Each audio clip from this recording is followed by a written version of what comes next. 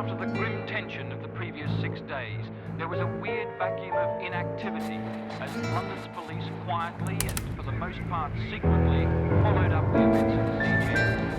And still no details of those frightening final moments inside the embassy.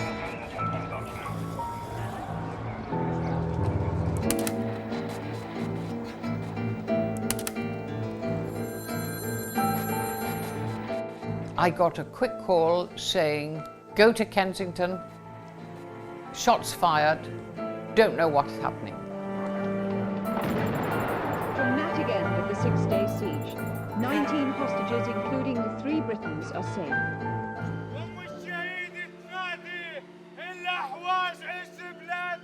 لا بد من عمل سياسي وعسكري سلمي من أجل أن يسلط الضوء على قضيتنا العادلة.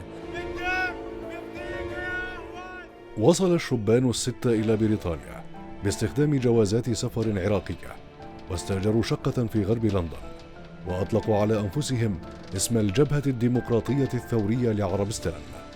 كانوا يحتجون على اضطهاد خوزستان من قبل الزعيم الإيراني آنذاك آية الله الخميني. The gunmen's demands were to release the 91 hostages in Iran. And if they weren't released, the consequences would be hostages in the UK would be killed, shot and killed, executed.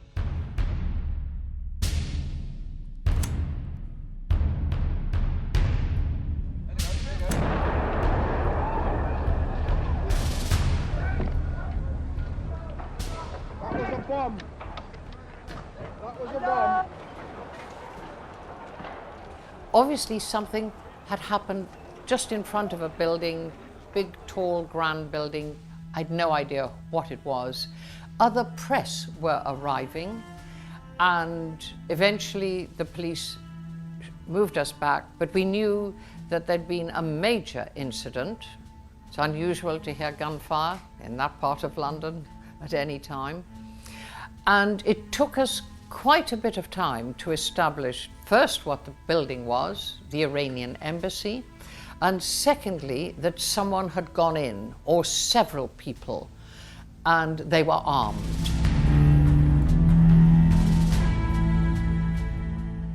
You had the diplomats and the support staff, and then you had implanted almost Khomeini supporters who had been put in with the revolution, particularly the press attaché and 2 press assistants. So you had a political element as well. You then had a number of visitors to the embassy, quite a lot.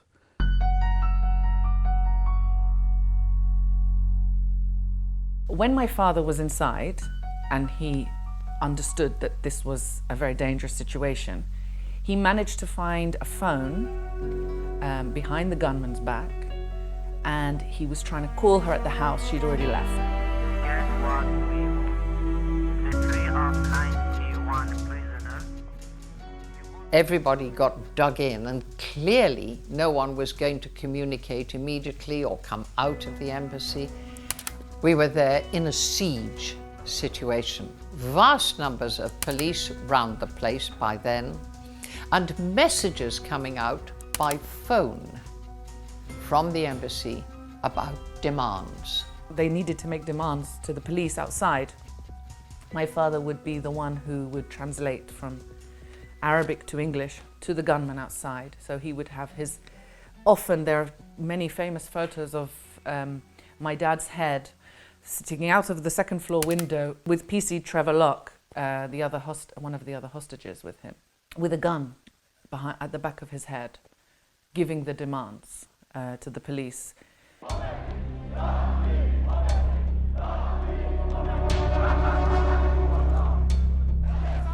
عندما التقيت وأيضا تكلمت مع الناجي الوحيد، قال إنه كانت أفكار موجودة لابد من قيام بحركة سياسية عسكرية تسلط الضوء على قضيتنا العادلة وتجلب أنظار المجتمع الدولي والرأي العام العالمي.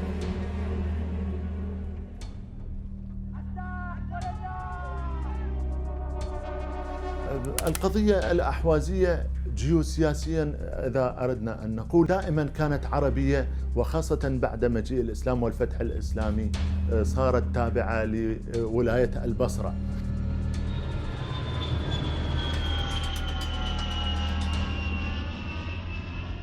فلهذا السبب شبابنا عندما شباب الأحوازيين عندما وصلوا إلى بريطانيا واقتحموا واحتجزوا الرهائن، كانت رسالتهم واضحة ومطالبهم واضحة، أنهم يريدون أن يحترف إيران بوجود شعب عربي موجود في الأحواز. هذه وحدة، ويعلن النظام الإيراني أن يعطي شعبنا حقوقه وحرياته الأساسية والمنشودة. ثاني مطلبهم إطلاق سراح المحتغلين في سجون النظام الإيراني الذين محتغلين بدون تهمة ولا جرم، أو تقديمهم إلى محاكم عادلة وعلنية حتى يعرف، لأن هنالك تحطيم إعلامي وهنالك الكثير منهم من تم إعدامهم أو احتغالهم. After the grim tension of the previous 6 days, there was a weird vacuum of inactivity as London's police quietly... And by then we were joined by the most enormous crowd of international journalists. It was quite extraordinary. We had people there from Brazilian television. There were people, all the American networks were there, the French, the Europeans, some South American and Central American and Japanese television. And then, of course, there were far more newspapers then. Then there were the radio reporters. There were several hundred.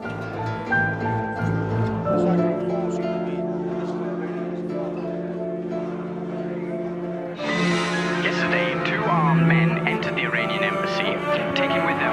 In the siege itself, 2 deadlines to blow up the embassy. This afternoon, there was the announcement that apparently the British embassy in Tehran had been taken over.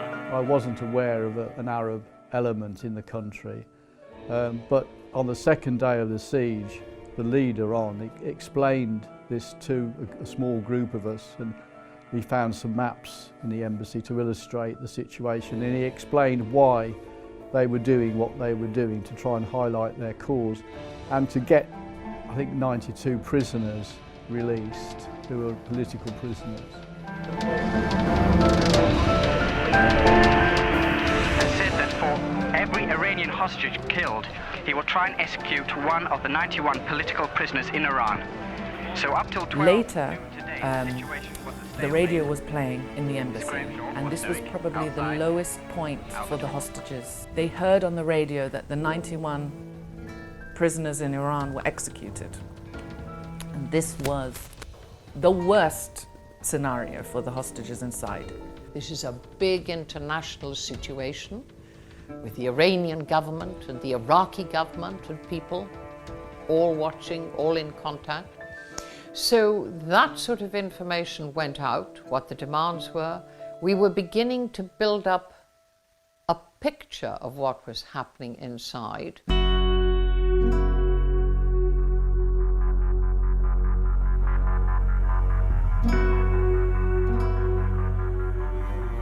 كان هناك قطب زادة اسمه رئيس الوزراء. هذا قطب زادة اتصل في الخاطفين وتكلم معه سليم وقال له ماذا تريدون؟ قال له نريد أن يفرج عن الأحوازيين 91 شخص ونريد حكما ذاتيا. قال له ابقوا في هذه الأوهام واقتلوا جميع الرهائن فسوف يكونون شهداء في سبيل الثورة الإيرانية. يعني هي إيران أصلا كانت تحرك الملف إلى نقطة أن يرتكب الخاطفون جريمة كبيرة وأن يقتلوا جميع ما في السفارة رهائن من إيرانيين وأجانب كي تعمل من نفسها ضحية. وهي كانت في ذاك الزمان قد يعني اجتاحت السفارة الأمريكية في طهران، فكانت تريد أن تظهر بصورة الضحية وبصورة أنها مسالمة.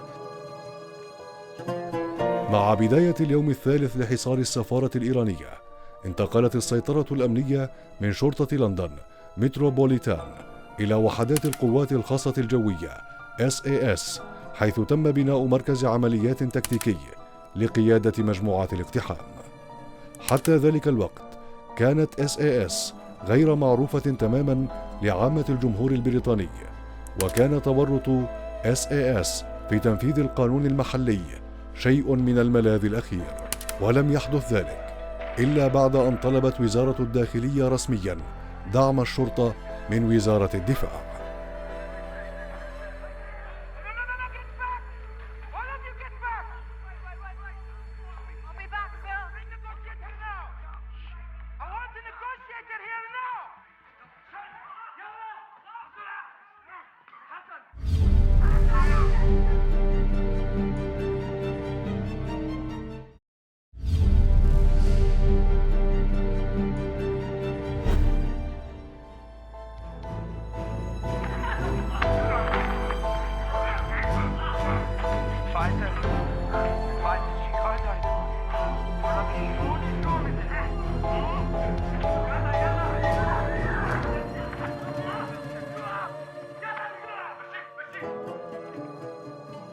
By the time it got to the 4th and 5th days, things could be heard by the police of shouting and screaming and threats to kill people.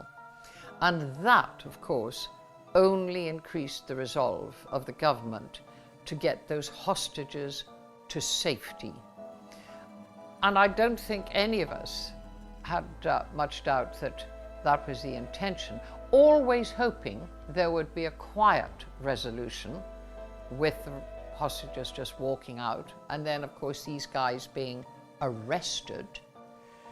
But what we didn't know was all the internal tension between the gunmen, each other, and things were really getting to a very critical point.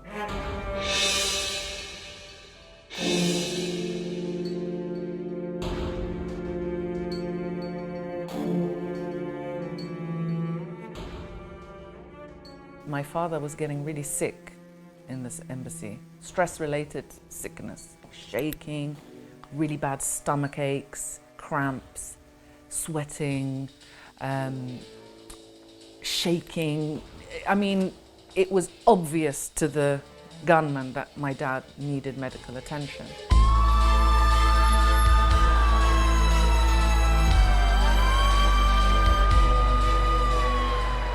He was so unwell, and he staggered out of the embassy on the 5th day, at the end of the 5th day. The police took him, bundled him into an ambulance, and they drove him to Hendon police station, where they had a hospital. I believed for probably 4 days of the siege that we would all come out okay. A bit stressed possibly, but we would all come out okay, because they had released people who weren't very well.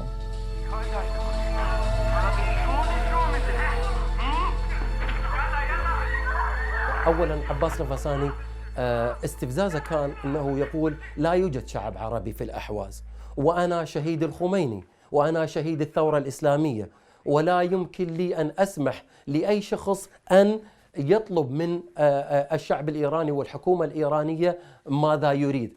إذا تريد علي أن أقتل نفسي وأقتلكم أو أقتلكم. فلهذا الاستفزاز الذي حصل ما بين عباس الغفصاني والخاطفين وتهجم على الخاطفين جعلهم في حالة الدفاع عن النفس وقتلوه للأسف الشديد.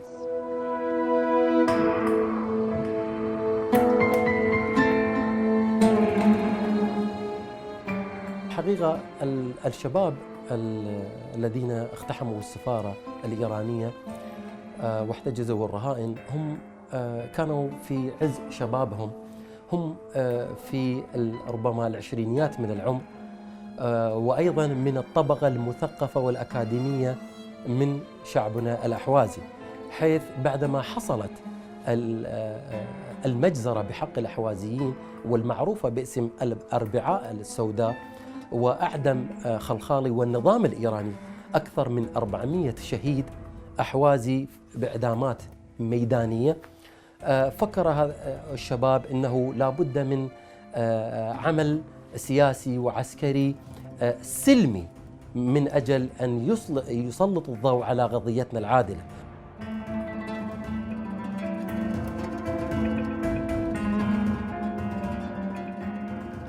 جميع من كتب عن هذه القضية وصف الخاطفين بأنهم كانوا لطيفين مع الرهائن، ولم تظهر على وجوههم أنهم ينتمون إلى مافيات وإلى مجموعات تخريبية أو إرهابية كما تصفهم الدولة الفارسية، وهذا منطق لا يقبله الأحوازيون.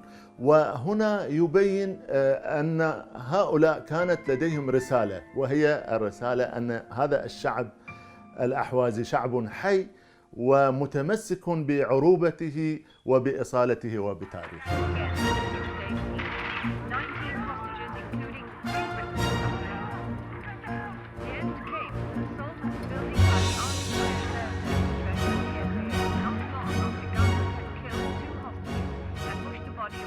There was not a lot of speculation, except in a very informal way, about what was going to happen. The assumption was, rightly, that the police would try everything to negotiate a peaceful end. And there was discussion about whether they would be allowed to leave the embassy, leave the country, if they didn't harm the hostages, etc., etc. And we gathered this day by day and broadcast on the 6 and 9 bulletins. A body was put on the stretcher and, under cover from the marksman, taken out towards an ambulance.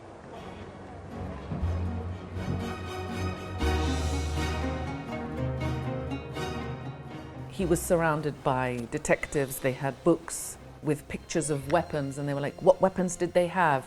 How many of them are there? What do they look like? How are there any distinctive features on each of the gunmen? And there were all kinds of people there, including, I saw for a matter of 2 seconds, 2 men in army uniform. Ah, more than just the police.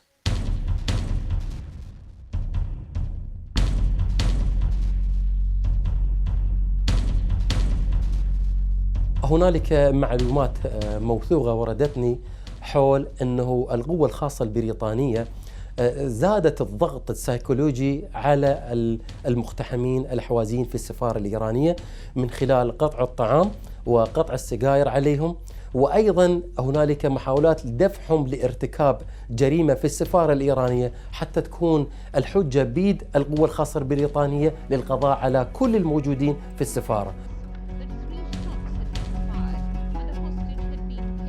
A matter of minutes later, things started to happen outside the embassy. There was a body came out. Clearly, things had changed enormously. So we were all wondering what was happening. I went up a little ladder onto the top of the outside broadcast van, and we had the camera on the embassy fixed and recording what was going on. So we were recording. And it was at that point, with no warning, there was a huge concussion explosion, as if the building had erupted. The explosion ripped through the building. A pall of smoke covering the front of it. The SAS had moved in.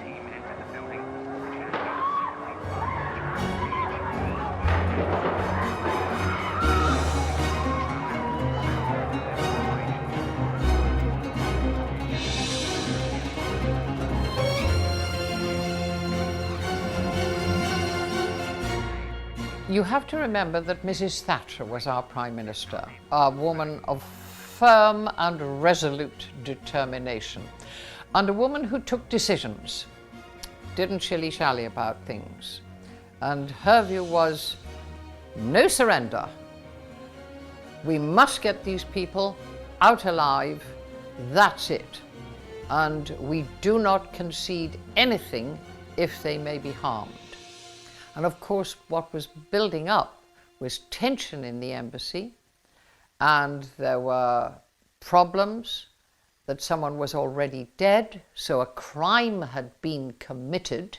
They're given a mission, and the mission was get all the hostages out alive and none of the terrorists. That was their mission. They didn't go in to arrest them.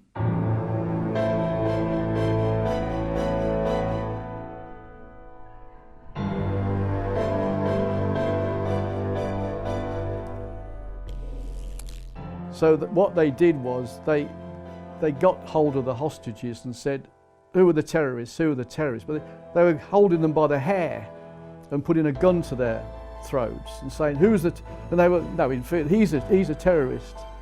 And once they got a positive identification, they shot them.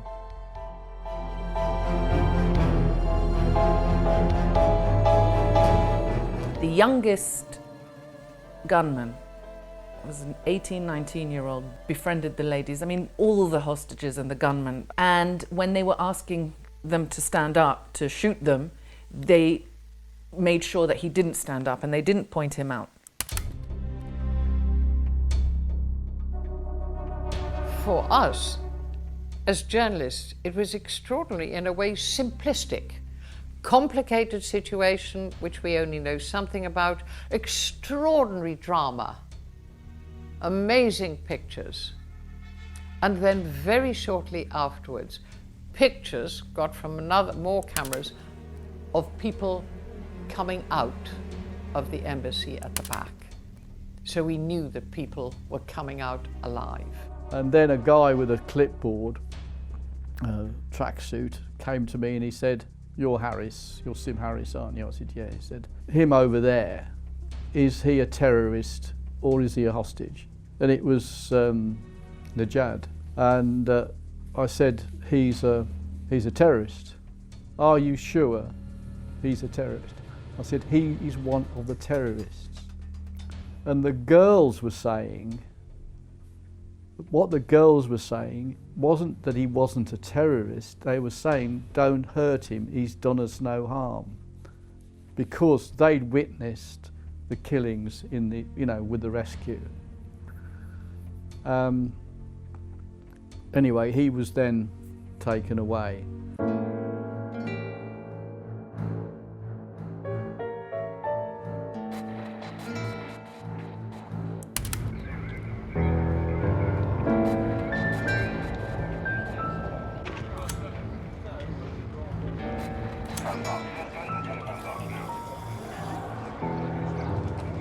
They didn't know any of them had thrown.